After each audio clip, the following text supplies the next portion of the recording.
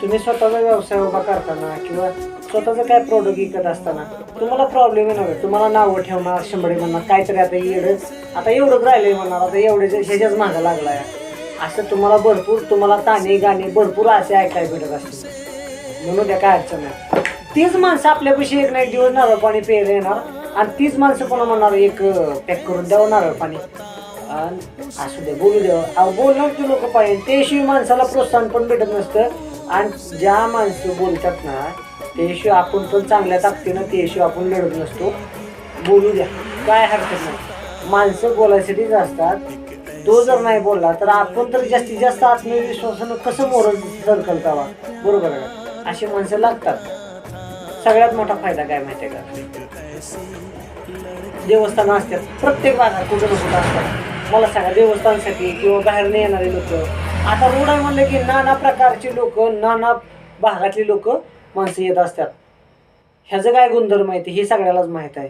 बाबा हे काय आहे, नारळ म्हणजे काय आहे किंवा ह्यातलं पाणी म्हणजे काय, ते शरीराला का बाबा का बरं उपयोगीचं आहे, डॉक्टर लोक काय बरं नारळ पाणीच घ्यायला सांगतात, हे सगळं माहिती आहे. ह्याचं काय पाडा वाचायची गरज नाही.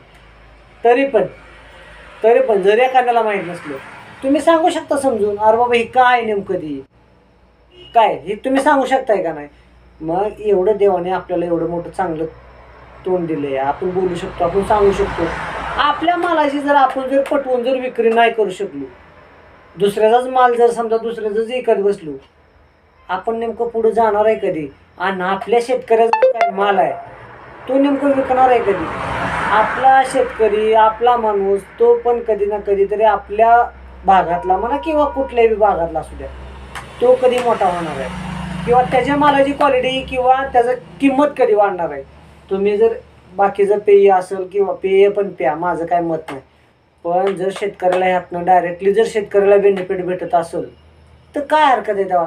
तुम्ही या लोकांच्या कंपनीमध्ये काम करण्यापेक्षा या लोकांच्या कंपन्यांमध्ये जे तुम्ही लोक कामं करताय तुम्ही ह्याच्यामध्ये काम करा ना, काय हरकत आहे. ज्या ठिकाणी तुम्हाला तिकडून जर समजा काय मी म्हणतो 5-10 जे काय XYZ असेल ते असेल, तुम्ही ह्याचं काम करा ना. शेतकऱ्याचा कुठलाही माल असू द्या, काय अडचण नाही. तुम्ही स्वतः तुम्ही काय शिका ना, काय हरकत आहे तेव्हा. अहो रोडवर कितीतरी लोक अशी येते की रोडवरती उभा राहून आरडून आपला माल विकते ती, असू द्या ना 10 रुपये मिळतात ना तिथनं. अहो ज्या ठिकाणी तुम्हाला प्रॉफिट होते ना, अहो तुम्ही काय जगाकडे लक्ष देऊन बसताय.